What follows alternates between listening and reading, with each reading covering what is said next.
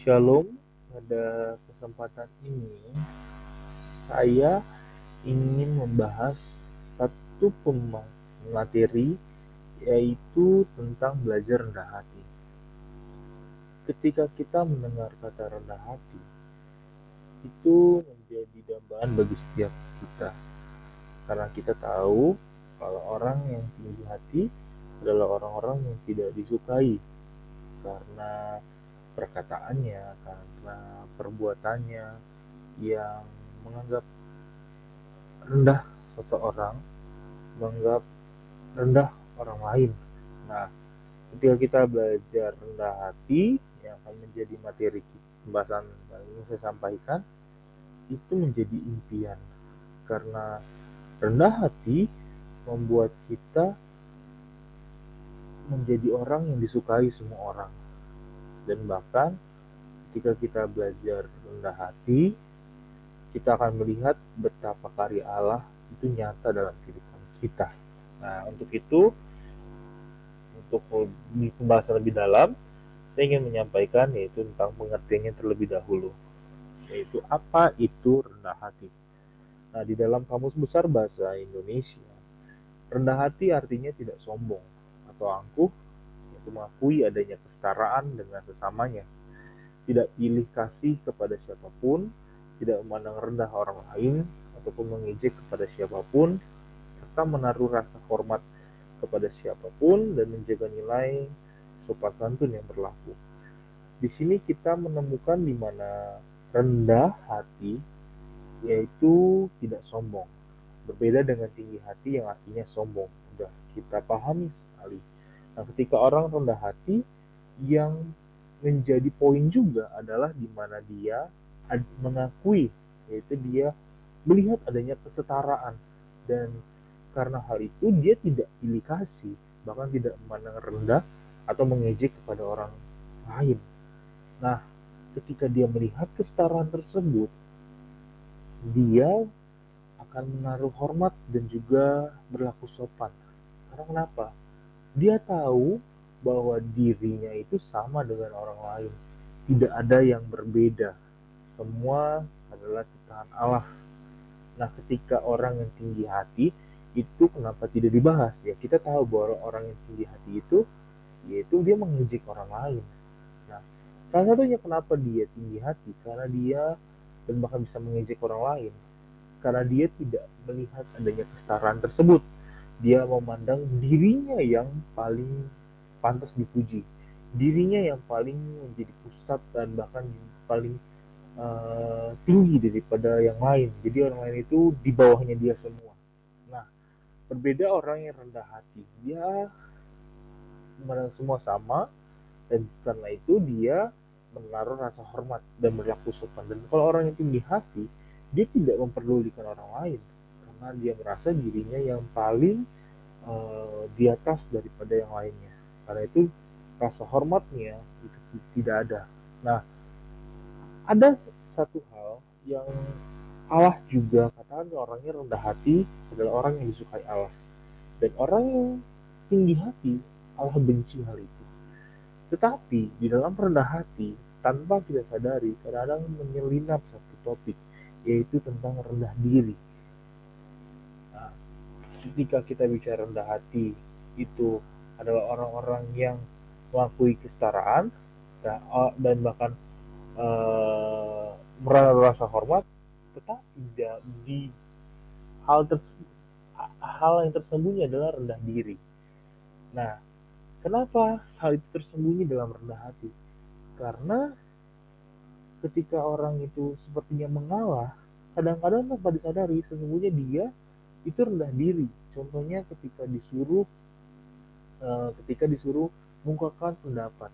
Nah, dalam hatinya dia menyuruh orang lain dulu, orang dulu aja dalam perkataannya. Tapi sesungguhnya mungkin saja di dalam benak pikirannya dia nggak bisa dibandingkan orang lain tersebut. Karena itu dia mengalah. Dia menaruh, ya udah kamu aja duluan, kamu aja yang ini.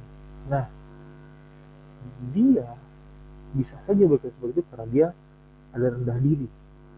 Nah, Karena itu, bagaimana kita melihat perbedaannya?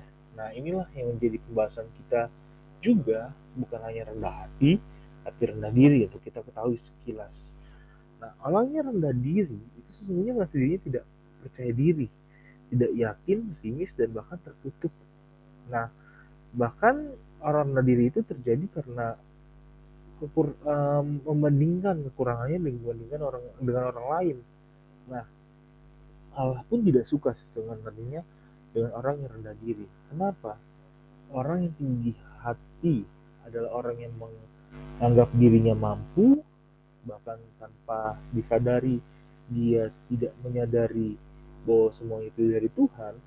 Nah, orang yang rendah diri, dia merasa dirinya kurang dan dia merasa dirinya berbeda dengan orang lain. Nah, tanpa disadari dia tidak menghargai, tidak dapat juga menikmati apa yang Allah berikan. Nah, berbeda dengan orang yang rendah hati. Nah, kalau orang rendah hati, dia menyadari kasih Allah dalam hidupnya, dia menyadari bahwa pemberian itu dari Tuhan. Kenapa? Karena dia tahu bahwa tanpa Tuhan dia tidak melakukan apapun. Tanpa kasih Yesus dalam hidupnya, dia tidak bisa melakukannya. Tapi kalau orang rendah diri, dia akan lebih fokus kepada dirinya sendiri dan membandingkannya ke orang lain.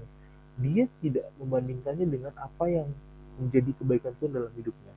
Kalau rendah hati, dia membandingkan kebaikan Tuhan dalam hidupnya. Karena dia tahu betapa baiknya Tuhan dalam hidupnya. Tapi kalau rendah diri, dia membandingkan orang lain, bukan membandingkan kasih Tuhan dalam hidupnya. Sama dengan orang tinggi hati, dia nggak membandingkan dirinya dengan Tuhan, tetapi dia membandingkan dirinya dengan orang lain yang di bawahnya. Kalau orang rendah diri membandingkan dirinya dengan orang yang di atasnya, tapi orang yang rendah hati membandingkan dirinya dengan kasih Tuhan yang telah dia terima sepanjang hidupnya. Nah, terus bagaimana sih caranya kita sesungguhnya itu mengatasi rendah diri dan juga kita belajar rendah hati, yaitu kita terus menyadari bahwa semua manusia itu sama dan istimewa di hadapan Allah. Siapapun kita, tidak ada yang berbeda di hadapan Tuhan. Nah, ketika kita melihat hal ini, apa yang terjadi? Kita juga perlu memandang bahwa setiap kita adalah ciptaan yang berharga di hadapan Tuhan. Kita itu istimewa. Bahkan Alkitab dikatakan dalam Yesaya, kamu tuh berharga di hadapanku. Kamu tuh mulia. Siapapun kita, apapun yang orang lain katakan, Allah yang menjadi penilai kita. Karena orang lain tersebut bukan yang menciptakan kita. Allah yang menciptakan kita. Bahkan Allah mengatakan di dalam Kejadian, dia menciptakan kita serupa dan segambar dengan dirinya. Karena itu di dalam Alkitab ada beberapa contoh. Contohnya yaitu kita lihat di sini Yesus sedang membasuh murid-muridnya. Di sini Yesus sedang menunjukkan kerendahan hatinya. Gimana? Dia yang adalah Tuhan, dia mau melayani orang lain. Dia yang adalah orang terkenal saat itu ya, dia mau yaitu membasuh kaki murid-muridnya. Agar apa?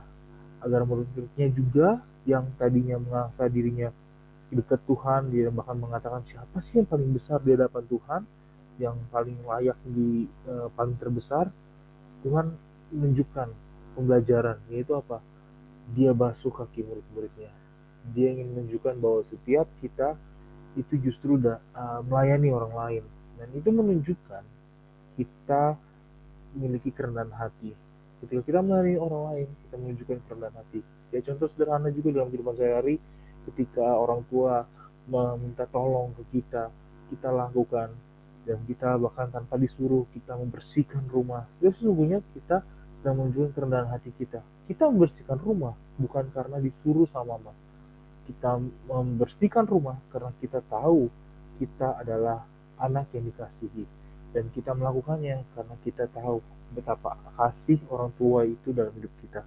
Kita belajar karena kita tahu bahwa kita dikasih orang tua kita. Nah, ini yang Tuhan Yesus ajarkan. Nah, kemudian Yusuf. Yusuf juga memberikan teladan kerendahan hati. Apa keteladanan dari Yusuf? Ketika dia menjadi orang nomor 2 di Mesir dan ketika saudara-saudaranya datang kepadanya, Yusuf tidak menaruh dendam. Yusuf mengampuni. Yusuf dengan kekuasaan yang ada sesungguhnya bisa membalaskan dendamnya ketika dia dibuang, bahkan sudah dijual menjadi budak. Pengalaman pahitnya sesungguhnya bisa untuk membalaskan dendam hal itu. Tetapi Yusuf memiliki kerendahan hati. Kenapa?